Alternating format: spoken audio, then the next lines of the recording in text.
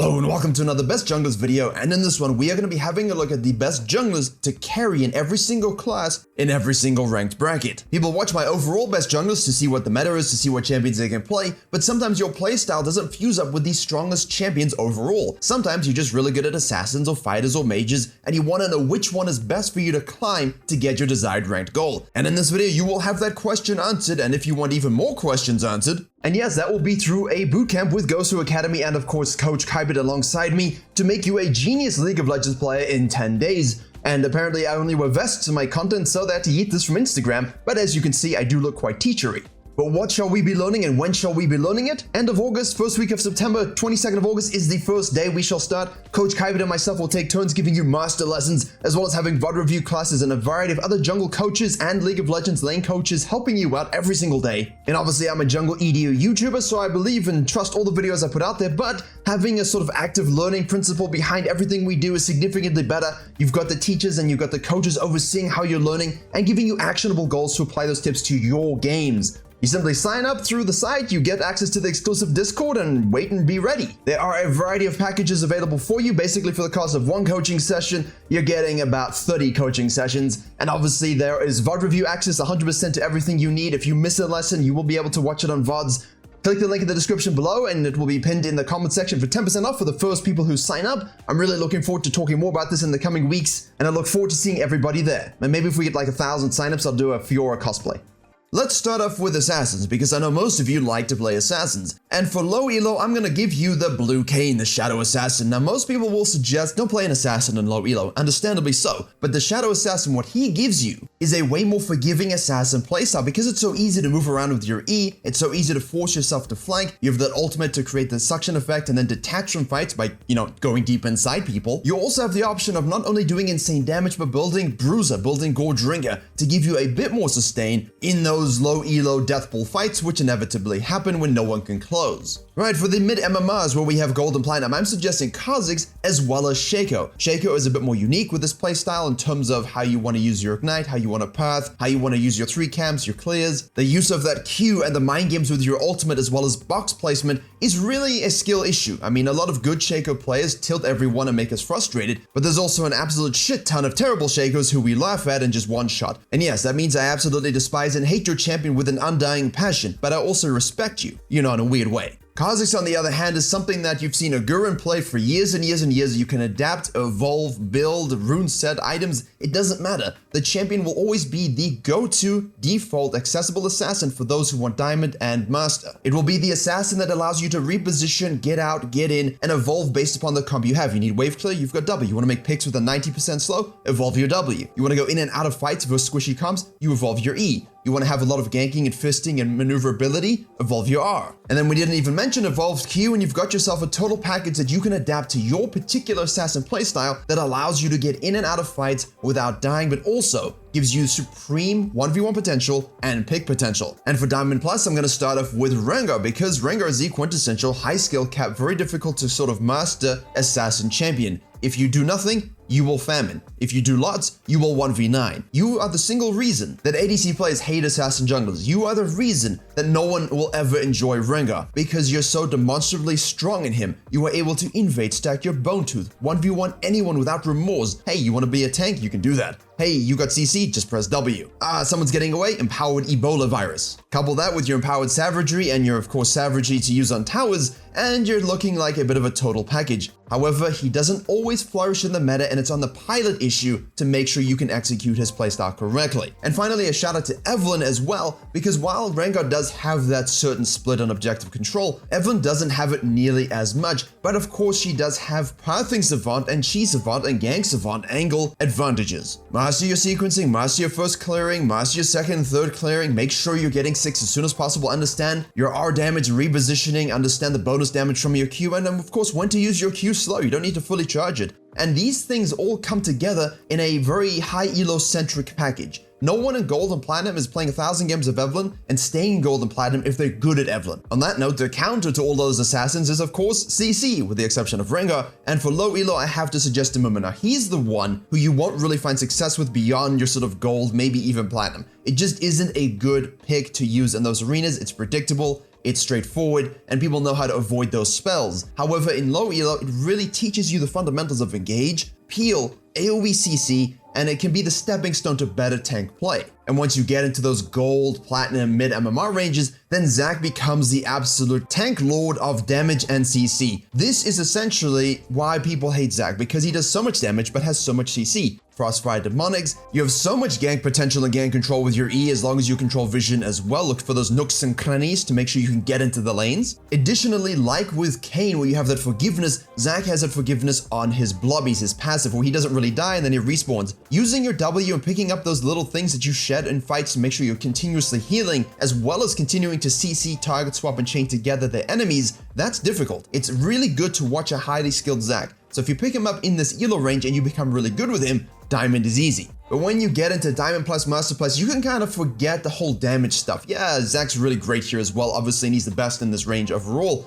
But now you can start to play things like Nunu, because yes, you're more supportive, yes, you're going to be lower on econ by spam ganking the rivers, you do have vital objective control with your Consume Smite combo, and in this meta with dragons giving gold and being really tanky, that's kind of useful. But players, as you get to high diamond, into master, into grandmaster, obviously, players are going to learn to play around you, and you're going to learn to find the best win condition on your team and play around them. So the lack of damage and the lack of resources isn't as much of an issue as it would be in low and mid MMR. And for that reason, Sejuani is also a great pickup. Yes, I do think she's an exquisite pick, and you have a lot of responsibility with your ultimate and your peel. Yes, you have huge amounts of CC, but it's very frequent. You're gonna have a team after you first pick Sejuani, pick all ranged and no melee, which reduces the impact of course, your E, but at the same time, you're still needing someone on the team to have good damage, good resources that you can play around. If it's just you, unless you're building some AP, it's gonna be more difficult to carry by yourself. Now, fighters are the difficult one because there's so many different choices. And I think it's a good moment to put it off to you. Which assassins, tanks, fighters, mages, marksmen would you recommend or do you play in your particular MMR, and why? Because it's always interesting to see what people value most. But for low elo here, obviously I'm going to value Volibear, because Volibear, yes, while he's a tank, he is really a fighter in spirit.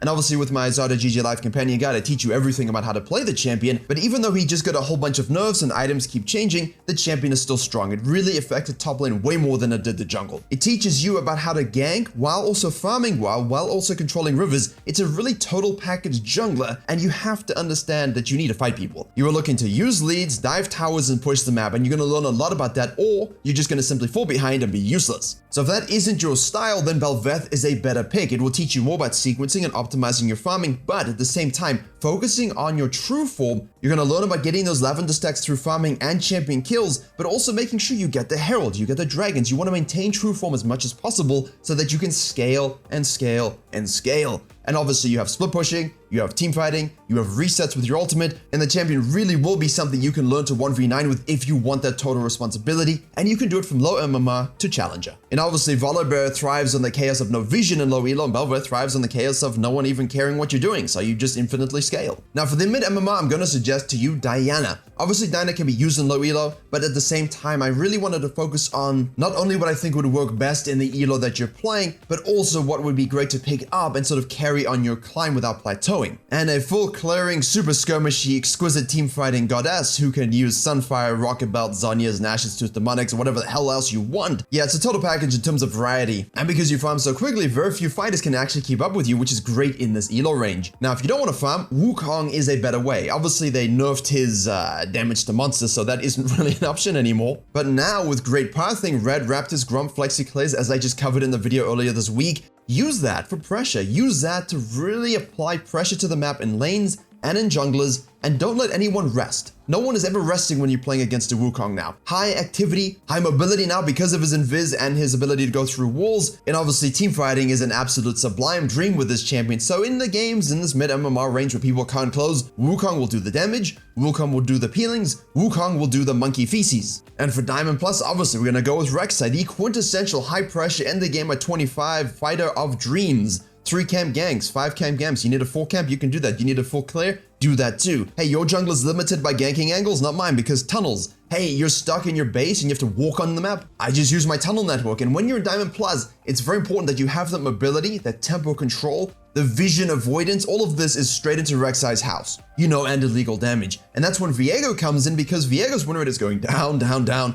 They love the champion, but it's such a high staple and high elo in terms of performance, it's almost developing into something that you don't recommend to anyone below Diamond because they don't understand how to use the champions they become, they take the souls they shouldn't, they don't know the damage outcome, they're building incorrectly, and obviously the nerfs and nerfs and nerfs that keep coming through affect someone's ability to get forgiven when you make bad plays. So it really is a pilot issue, but you can blind pick Virkayu in Diamond Plus, and if you lose, it's on you. You totally have control over the game with this champion. It's really disgusting still, but it does require a bit more nuance now than it ever did. And with that, we shift to mages, and of course in low elo, fiddlesticks. Mages don't have that auto attack focused game style, they prefer spells, they prefer keeping their spacing, and that's why mages are very difficult to execute in general for lesser skilled pilots. At the same time, Fiddlesticks is not one of those cases. Learn to full clear and practice tool, and just make sure you're getting a few ganks early, opportunistic counter ganks, opportunistic river controls, and then post 6, it's just taking care of fights. Ulting over the wall, sucky, fearing, silencing, it's not that complicated, but you're not looking to 1v1 like a Volibear in the river, of course. And then for the mid MMR ranges, I'm going to start off with Taliyah. Now typically Taliyah is a high skill capped champion, but with the most recent shift to her Q stunning monsters, really clearing the jungle isn't that difficult at all. This allows you to use her global ultimate or semi-global ultimate and her movement speed to get around the map a lot faster than other junglers in this elo range. If you have any sort of setup for your WE combo, that's beautiful, but at the same time,